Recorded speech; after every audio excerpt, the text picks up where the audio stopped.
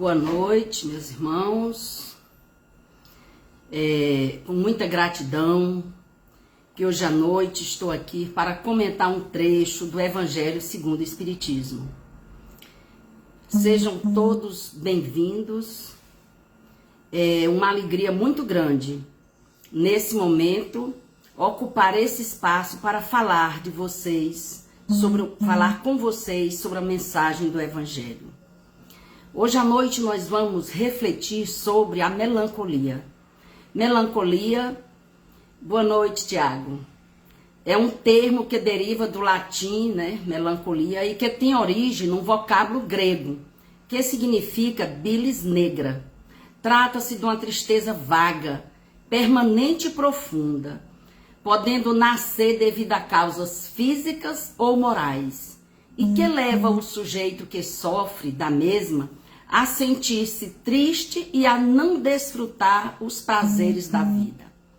Nós vamos encontrar na história vários estudos onde já se demonstrava a preocupação com essa questão. No século IV, por exemplo, Hipócrates, considerado pai da medicina, conhecido como pai da medicina, ele classificou melancolia como uma doença. Ele criou a teoria dos 4 humores corporais: sangue, fleuma, bilis amarela e bilis negra. Sendo que ele dizia o seguinte, que o equilíbrio ou desequilíbrio desses 4 componentes é que seria o responsável pela saúde do indivíduo ou pela enfermidade e dor. E que o excesso da bilis negra seria a causa da tristeza e da angústia que caracteriza a melancolia. Aí nós vamos andando na história, no período da Renascença e no Romantismo, né? A gente via que a melancolia era considerada como se fosse uma doença bem-vinda, uma experiência que enriquecia a alma.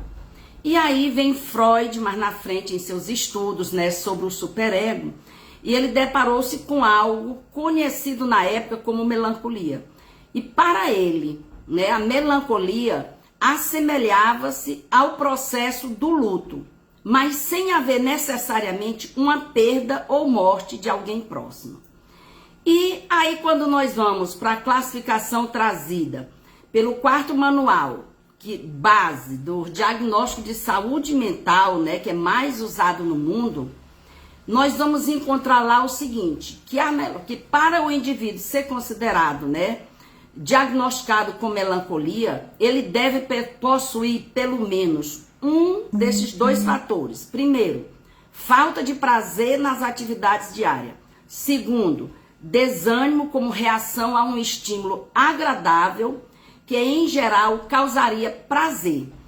E também ele diz, precisaria ser associado com mais 3 dos 6 que eu vou discorrer a seguir, que seria a falta do prazer e desânimo, sem ter uma relação com o fato que causaria uma tristeza natural, como a morte de alguém próximo. Se essa tristeza, essa depressão for agravada na parte da manhã, e se a pessoa despertar adiantado pelo menos 2 horas em contrapartida com o seu horário habitual, o indivíduo também sente uma profunda agitação psicomotora ou languidez intensa, perda de peso significativo ou anorexia e um sentimento inapropriado de culpa constante. Bom, meus irmãos, por que eu trouxe essa pequena reflexão antes, esse pequeno relato sobre a história da melancolia? A nossa temática de hoje à noite, a visão que eu vou trazer para vocês aqui, é a visão espírita.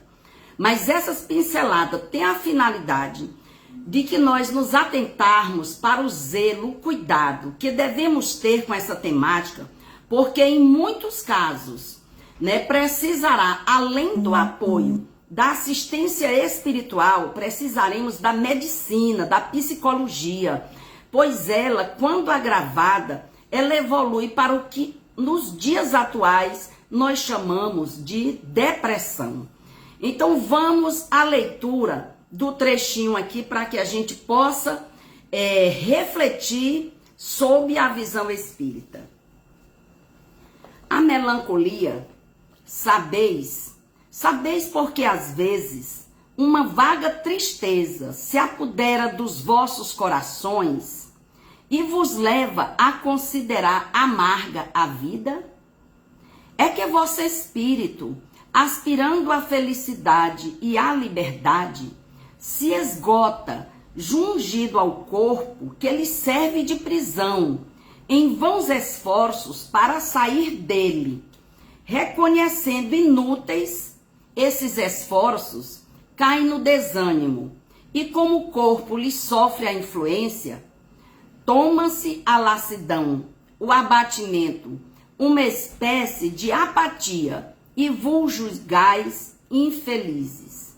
Crede, meus irmãos, resisti com energia a essas impressões que vos enfraquece a vontade.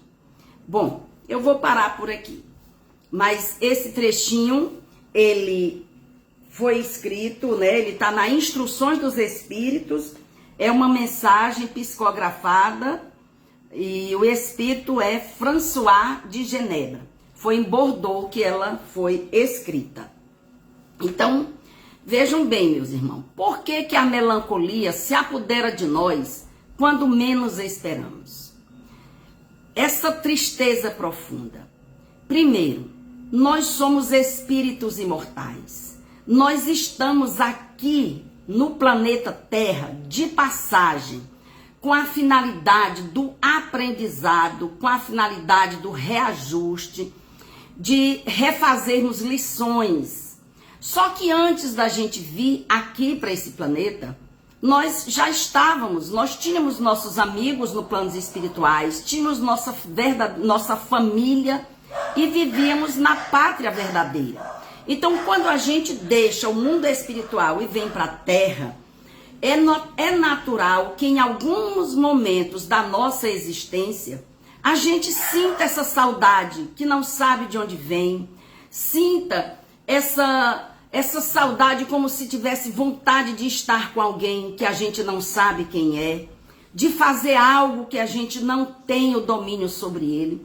E às vezes nosso espírito se entristece. Olha, uma tristeza de poucos dias, de poucos momentos, ela é também um processo, ela representa para nós um processo de aprendizado. Porque é uma maneira de nós nos fortalecermos através das reflexões internas. O que é complicado é quando esses momentos se tornam muito constantes e muito intensos. Aí sim que a gente precisa se preocupar, né? Porque, meus irmãos, a vida ela é cíclica. Às vezes nós estamos em cima, às vezes embaixo, como se fosse, digamos, numa roda, né? E só que em cada local dessa roda há aprendizado, há lições importantes. Basta apenas que nós silenciarmos, né, e procurarmos o sentido e investigarmos no nosso íntimo de onde brotou aquele sentimento. E na maioria das vezes nós iremos encontrar as respostas. Porque o espírito, meu irmão, deseja ser livre. Mas para que isso aconteça, é necessário primeiro se depurar para encontrar a leveza que deve possuir um espírito liberto, né? Às vezes a melancolia, ela constitui um ensaio dessa libertação, mas o espírito se ressente, pois percebe claramente que ainda não está preparado, que seu momento não chegou e que vai exigir esforço da sua parte para que as coisas caminhem bem, com harmonia. Então, a melancolia, ela vem dessa percepção de que precisamos nos preparar muito mais, se desejarmos alcançar voos mais altos, né? Não basta a gente querer, é necessário trabalho, dedicação e amor acima de tudo. Porque a vida é luz, meus irmãos. Se está escuro, se está doendo, é porque nós não estamos nos colocando nela, nós estamos infringindo alguma lei divina. Nós estamos, na grande maioria das vezes, nos eximindo de fazer o que nos compete, né? Ou seja, nós, além de não estarmos nos colocando na luz, nós não estamos extraindo dessa fonte, né? Então a gente precisa o quê? Precisa caminhar, continuar caminhando constantemente e não recearmos de pedir ajuda quando nos sentirmos enfraquecidos.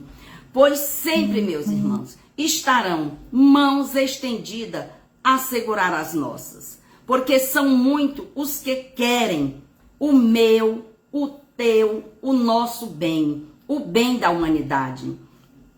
Todos estamos conectados e abraçados no mesmo ideal de servir e amar. Apenas nos encontramos em patamares às vezes diferentes, né? Então, se esse sentimento melancólico te invade a alma, é um convite ao esforço regenerador dos teus sentimentos. Escuta tua voz íntima e realiza as mudanças para que a leveza tome conta do teu ser. Levante-se e ande. Lembra do convite de Jesus ao paralítico, que foi um convite ordenado. Foi uma ordem que Jesus disse: levante-se e ande. Não esperemos Jesus em pessoa. Nos atenhamos às suas mensagens e apliquemo-las às nossas vidas. Porque dessa forma, nossas vidas florescerão cada vez mais. Embora os espinhos ainda se façam necessário no meio das rosas, mas as nossas mãos terão estruturas de suportá-los. Não nos entreguemos a esse sentimento de tristeza, de não construção, de falta de fé. Busquemos, meus irmãos, nossas forças dentro de nós mesmos, através da oração a Deus, mesmo que use como intermediários os bons espíritos, os anjos, os santos, se preferirem chamar assim. Digo porque o evangelho é para todos, independente de religião que professa. Nos momentos de tristeza profunda, quando inconscientemente mergulhamos em situações dolorosas do passado, espíritos infelizes, antigos companheiros do crime, eles se afinizam, né, conosco em algum momento, nesses momentos de tristeza, em que eles se acham credores, né, como por ser antigos companheiros e credores, eles tentam nos envolver nas teias dos enganos cometidos por nós anteriormente, levando-nos a estados de difícil retorno. Ou seja, é nesse momento que nós acabamos atraindo espíritos infelizes para o nosso campo de vibração e acabamos criando o processo que nós chamamos de obsessão. É quando a gente se entrega em demasia à tristeza profunda que está na nossa alma. Porque ela vem como momentos de reflexão, mas é para nossa reflexão, não é para que a gente dê vazão a ela. Nós devemos sim combater veementemente esse sentimento, né? Então, quando nós nos mergulharmos nesse processo, procuremos, meu irmão, o recurso da prece, nos esforcemos, busquemos com muita vontade mudar esse clima psíquico, buscando a sintonia com o nosso anjo de guarda, nossos benfeitores espirituais, que sempre nos amparam e auxiliam em nossa jornada. Esse sentimento, ele vem para provar a nossa força, a nossa fé, a nossa submissão a Deus. Transforme, meus irmãos, esse sentimento e prossiga na caminhada. Porque como diz aqui o Evangelho, né, mais na frente ele diz o seguinte: aguardai pacientemente o anjo da libertação, para vos ajudar a romper os liames que vos mantém cativo o espírito. Lembrai-vos de que durante o vosso degredo na terra, tendes de desempenhar uma missão de que não suspeitais. Ou seja, todos nós, meus irmãos, trazemos uma missão. E mesmo nos momentos de dificuldades, nos momentos de dores, talvez aí esteja o momento crucial da nossa existência, aquele momento em que nós podemos dar aquele salto na nossa evolução, que é quando nós, diante da nossa aceitação e resignação diante dos problemas que a vida nos oferece, a gente continuar firme na batalha, principalmente porque se nós retornarmos antes do tempo de forma voluntária, com certeza nós não encontraremos de imediato aqueles amigos que às vezes nos dá essa saudade. Também não iremos para aquele local tão agradável que também o nosso espírito está ansiando e sentindo falta.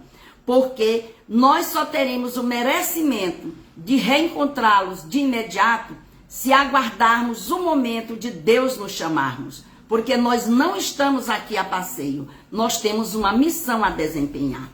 Meus irmãos, o tempo acabou, mas é o seguinte, eu gostaria de sugerir a vocês a leitura deste livro, O Valor Terapêutico do Perdão.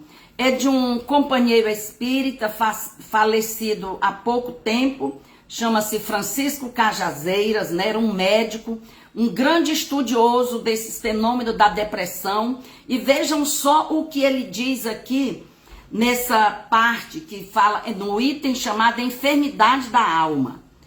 Todas as doenças têm em tese, repito mais uma vez, causa no espírito.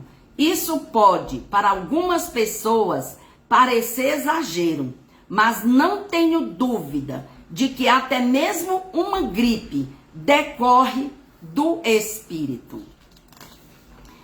Aí mais na frente ele ainda diz o seguinte: a ciência comprova que os estados emocionais estão diretamente relacionados com essas oscilações. Sentimentos e comportamentos emocionais positivos melhoram a performance do sistema de defesa do nosso organismo, dando-nos exatamente o contrário quando nos envolvemos com o ódio, a mágoa, o ressentimento, a tristeza e o mau humor. Ou seja, esses sentimentos baixam com certeza as defesas do nosso organismo.